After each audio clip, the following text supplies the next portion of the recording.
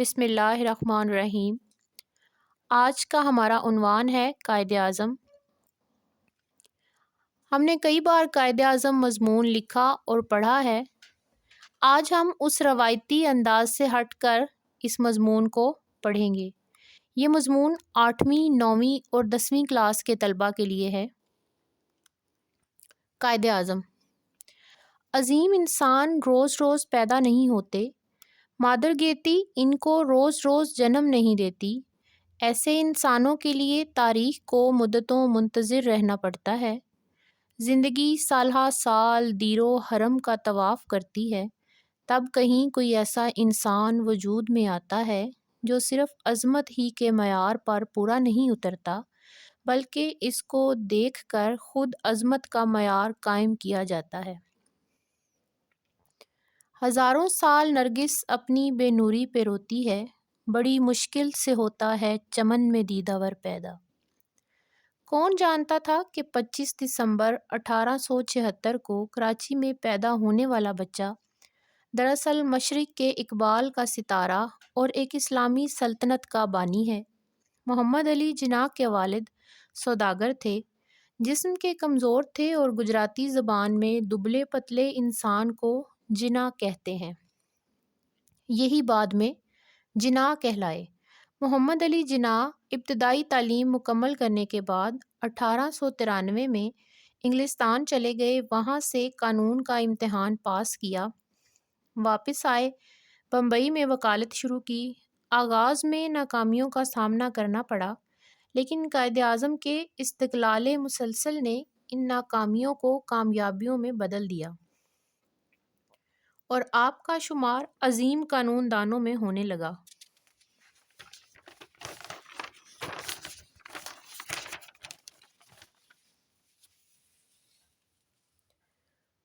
وہی ہے صاحب امروز جس نے اپنی ہمت سے زمانے کے سمندر سے نکالا گوہر فردا۔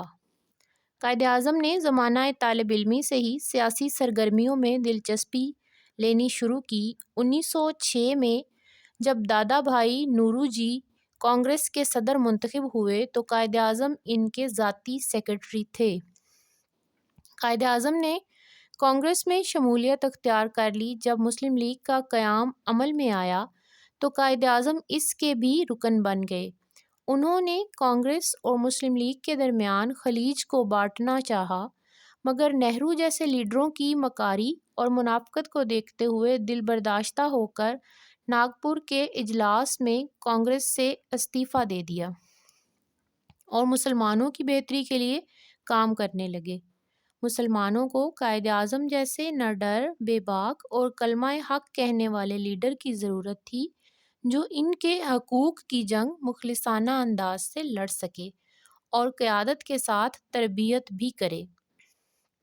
نگاہ بلند، سخن دل نواز، جاں پرسوز، یہی ہے رخت سفر میرے کارواں کے لیے۔ 1935 میں مسلم لیگ کا اجلاس لکھنؤ میں منعقد ہوا۔ اس میں لیگ کے صدر کی حیثیت سے قائد اعظم کو یہ اختیارات دے دیے گئے کہ وہ مرکزی اور صوبائی اسمبلیوں میں مسلم لیگ کی پارٹیاں بنا لیں۔ یہیں سے مسلم لیگ کی قوت اور مسلمانوں میں اس کی مقبولیت بڑھنے لگی۔ 23 مارچ 1940 کو جب قائد اعظم کی صدارت میں مسلم لیگ کا تاریخی اجلاس ہوا تو مشہور زمانہ قرارداد پاکستان متفقہ طور پر منظور کر لی گئی، جس میں مسلمانوں کے لیے جداگانہ آزاد مملکت کا مطالبہ کیا گیا۔ بالآخر قائد اعظم کی مسلسل جانفشانیوں کے بعد 3 جون 1947 کو حکومت برطانیہ اور کانگریس نے مسلمانوں کا مطالبہ منظور کر لیا، اور اس روز قائد اعظم نے آل انڈیا ریڈیو دہلی سے اپنی نشری تقریر میں مسلم لیگ کے نقطہ نظر کے ساتھ ساتھ پاکستان زندہ باد کے الفاظ کا نعرہ لگایا۔ یوں دی ہمیں آزادی کہ دنیا ہوئی حیراں، اے قائد اعظم تیرا احسان ہے احسان۔ 14 اگست 1947 کو پاکستان عمل میں آیا۔ پاکستان کی نئی مملکت کو بے شمار مشکلات کا سامنا کرنا پڑا۔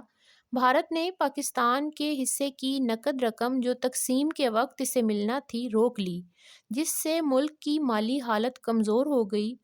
باؤنڈری کمیشن نے بے ایمانی سے کچھ پاکستانی علاقے بھارت میں شامل کر کے پاکستان کے لیے ایک مستقل سرحدی مسئلہ کھڑا کر دیا۔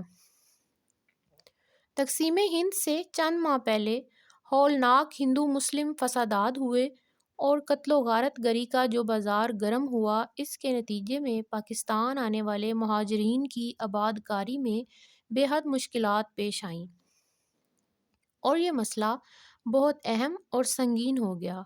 غرض یہ کہ پاکستان حاصل کرنے اور اس کی ابتدائی مشکلات پر قابو پا کر اس کے نظم و نسق چلانے میں قائد اعظم کو دن رات جس قدر محنت کرنا پڑی، اس نے آپ کی صحت پر برا اثر ڈالا۔ انہیں کوئٹہ سے زیارت منتقل کر دیا گیا اور لاہور کے مشہور ڈاکٹر کرنل الہی بخش کو ان کا معالج مقرر کیا گیا۔ چونکہ رات دن کی محنت شاقہ سے صحت کافی خراب ہو گئی تھی، آخری وقت آ چکا تھا۔